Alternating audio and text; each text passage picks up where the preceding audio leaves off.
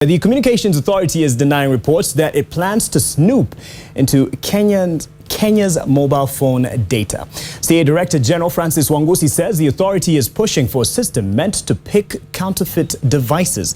NTV's Ken Mijungu joins us live from the Intercontinental, where there was a press briefing. Ken, what is all the noise about?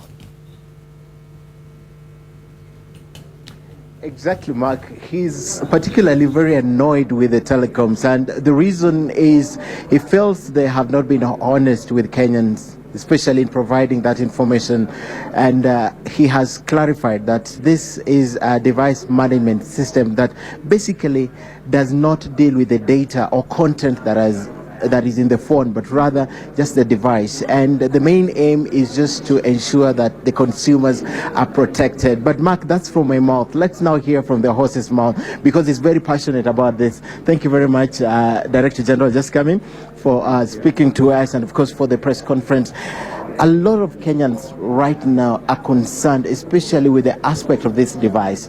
One, they think it has the capacity or the capability of snooping. Is that one of the things that you intend to do with this device?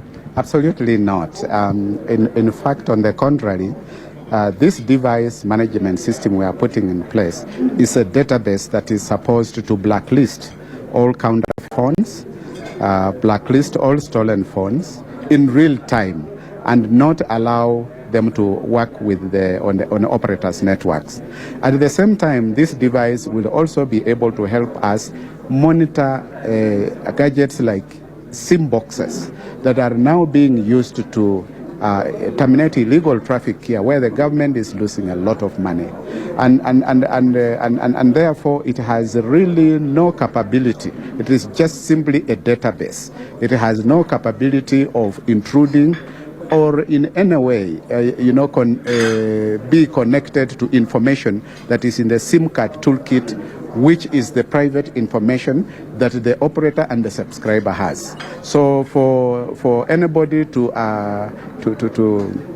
claim that we are putting up a system capable of monitoring what people talk, I think is a blatant lie, and is just deliberate misinformation to the public. All right, but this information was given to the media by the telecoms. What's wrong with them? Why did they give this information if they know exactly what the device is supposed to do? I'm surprised, and indeed quite surprised, because we have held meetings over the implementation of these systems with the telcos since early last year. We set up committees to be able to look at all the possible implications, and we came to agree that we need this system. And of course, even they themselves know the technology under which this system is operating, and they know it is just simply a database. Even if this database has props going into their system, they have given firewalls so that it is only a one-way communication system, which means they query the database, which we are going to store all counterfeits, blacklisted, SIM boxes, any other device that we feel is not fit to be on our network in that database. So when any device of that nature makes communication on their networks, before the communication is complete, they are just to make reference to find out whether it is blacklisted or not. That is all. All right. The reason why there's a lot of backlash, one, the timing is suspect. We are heading into an election. And then secondly, the fact that there was no civic education that was given to Kenyans prior to the acquisition and intended installation of this device. Indeed, first of all, this was our year of implementation. Even when we started planning for this device many years back, like what even our friends, our colleagues in other East African countries have done, we did not do it because we were looking for funds to be able to do it. And of course, we were happy to get a nod from the board of the Communications Authority of Kenya to enable us be able to acquire this system. Now, it is within this financial year that we are supposed to fulfill the acquisition of this system.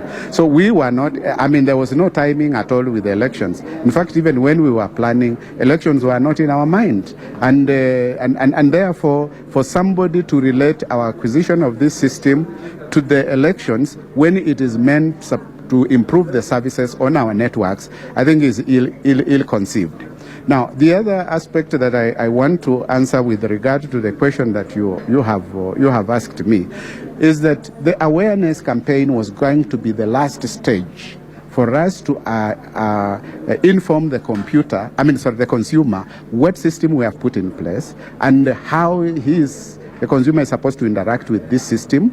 And in fact, the third committee that we are awaiting to do is the Consumer Awareness Committee that is going to involve a number of consumer stakeholders. This then we will be able to map out on the operationalization of the system and agree on the smooth way of how we are going to try to now operationalize the system to work. All right. Ordinarily, does the government through the communication authority snoop? We don't. We have no ability to snoop. And in any case, even the government agencies that are required for law enforcement never come to us. And if they come to us, we only write to the operators when the courts have given orders that such kind of information from such a kind of subscriber is supposed to be available, maybe for criminal or enforcement reasons. All right. So you cannot access, using this device, you cannot access my messages, you cannot access my calls, you cannot access my M-Pesa messages, and of course you cannot transmit this to the third party. Absolutely not. We cannot do so. All we are doing ourselves is we will be just monitoring and updating the database of devices that we have blocked as a regulator. But any kind of information related to a subscriber, whatever kind of information, whether voice, data, or SMSs, we have no ability to be able to access that kind of information. And we have no interest to do that because we are the custodian of the privacy of the consumer. So we can't be the same person who is going to intrude into the same privacy that we are supposed to protect. Finally, DJ, do you intend to take any form of action against these telcos that have decided to deliberately, let's just say, mislead the public regarding this device?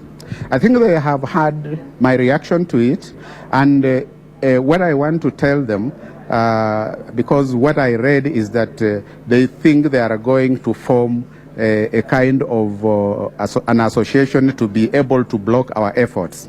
I want to send this message very clear to them that there is no association like that in the provision of the licenses. The licenses were given to individual companies and they have to live to the conditions of those licenses.